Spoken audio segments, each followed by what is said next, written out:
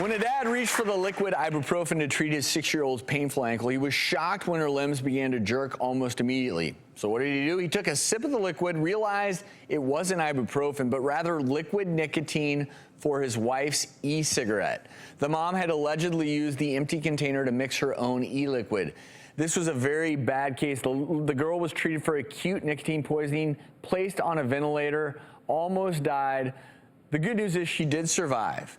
But according to the Surgeon General, we need to pay attention to this because this is a new and unexpected danger of e-cigarettes. And I think it's important to highlight this for 2 reasons. Number one, that the concentrations of nicotine in these liquids, very dangerous and toxic. And number 2, you never, ever, ever, ever store something that could be toxic to your kids in any type of bottle that they would ever ingest, period. Whether it's an ibuprofen bottle, a juice box.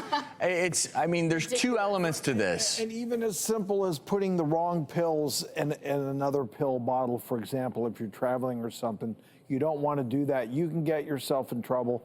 You can get somebody killed. She's lucky to be alive because she took 700 milligrams in, which 500 milligrams can kill an adult. So she's very lucky to have lived. I mean, even just a teaspoon of this liquid nicotine can cause death in a young child, but they immediately get nauseated and vomit and have, I mean people don't realize seizures. It's so frightening. Nicotine is a very potent drug. So basically they liquefy the tobacco and then they put all these fancy cute colors and flavors into it so that a kid would be like, oh, orange juice. I mean, it's insane. You should absolutely lock up every medication in a cabinet that's lockable and out of reach. And even poisons, household cleaners, Clorox, it's silly, right? It's usually just under the sink right there where your little toddler can toddle over. But even in this case, the adult made the mistake. The father, of course, grabbing the liquid ibuprofen. Look, we've talked about scenarios where parents have stored insecticide in Coke bottles in the garage.